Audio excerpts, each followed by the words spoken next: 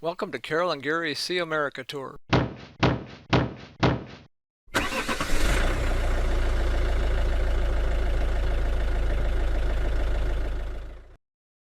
Hello again, everyone.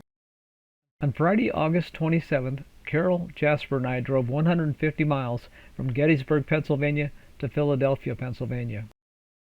This was a relatively slow drive because most of the route was two-lane road through numerous small towns, so we were barely able to average 45 miles an hour. On Saturday, August 28th, Carol and I visited the Liberty Bell in downtown Philadelphia. But before I talk about the Liberty Bell, I need to give you some background information on the Pennsylvania State House, because that is where the Liberty Bell once hung.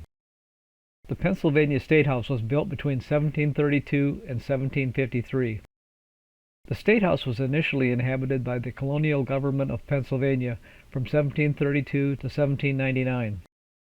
The building has a red brick facade, designed in a Georgian style, and consists of a central building with a bell tower and a steeple. This bell tower in the Pennsylvania State House is where the Liberty Bell once hung. Okay, so now back to the Liberty Bell. Isaac Norris, Speaker of the Pennsylvania Assembly, ordered a bell for the bell tower in 1751 from the Whitechapel Foundry in London, England. Remember that the colonists were subjects of England at this time in history. That bell cracked on its first test ring. Local metalworkers John Pass and John Stowe melted down that first bell and cast a new one here in Philadelphia. It was this second bell that would ring to call lawmakers to their meetings and the townspeople together to hear readings of the news. No one recorded when or why the second Liberty Bell cracked, but the most likely explanation is that a narrow split developed in the early 1840s after nearly 90 years of hard use.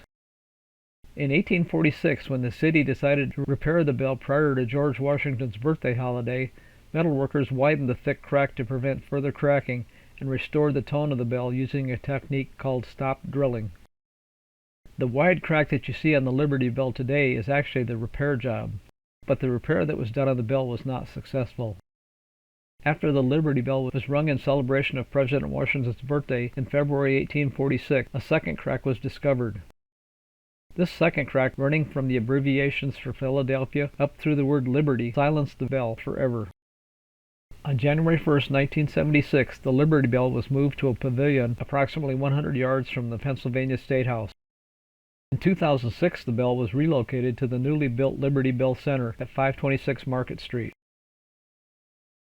So why is the Liberty Bell so famous? That's a fair question. I'll get to it.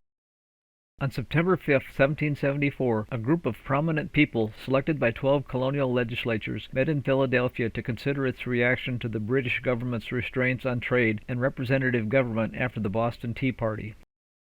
This group would be collectively called the First Continental Congress. The Pennsylvania State House was already occupied by the Pennsylvania Provisional Assembly, so this group of delegates met next door at Carpenter's Hall, which had just been constructed. The British restraints were meant as punishment for the activities of the Boston Tea Party, but they affected all colonies. After approximately 7 weeks of debate, the group agreed to a boycott of British goods within the colonies as a sign of protest, spelled out in documents called the Articles of Association.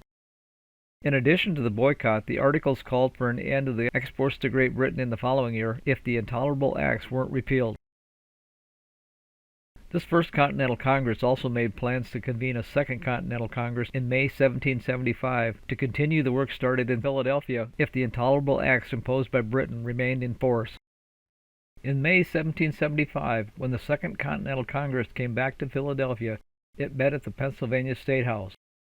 Violence had broken out in Boston after the battles of Lexington and Concord. Delegates from Georgia joined the Second Continental Congress, as did Benjamin Franklin, Thomas Jefferson, and John Hancock. The new Congress became focused on the war effort, just 7 months after they had left Carpenter's Hall, hoping for a constructive response from the King and the British government. On July 4, 1776, the Second Continental Congress adopted the Declaration of Independence, severing ties with Great Britain. Once the Congress had approved the actual Declaration of Independence, it was sent to a printer. On July 8, 1776, Colonel John Nixon read a printed Declaration of Independence to the public for the first time on what is now called Independence Square. So since we're talking about the Liberty Bell, did the Liberty Bell ring at word that Congress had declared independence? In 1847, a man named George Lippert wrote a fictional story for the Philadelphia Saturday Courier, which told of an elderly bellman waiting in the Pennsylvania State House steeple for the word that the Congress had declared independence. The story continues that privately he began to doubt Congress's resolve. Suddenly the bellman's grandson, who was eavesdropping on the doors of Congress, yelled to him, "Ring, grandfather, ring." This story so captured the imagination of people throughout the land that the Liberty Bell was forever associated with the Declaration of Independence. But the truth is that the steeple was in bad condition, and historians today highly doubt that the bell actually rang in 1776. However, its association with the Declaration of Independence was forever fixed in the collective mythology of history. Carol and I wanted to tour the Pennsylvania State House, which is now known as Independence Hall, while we were downtown, but found that we needed to sign up in advance for tours, and all tours are already booked for the day, but I was able to get tickets for Monday. I have already talked about the Independence Hall and its connection to the Declaration of Independence and the Liberty Bell, but Independence Hall is also known as the place where the Constitutional Convention took place from May 25th to September 17th of 1787.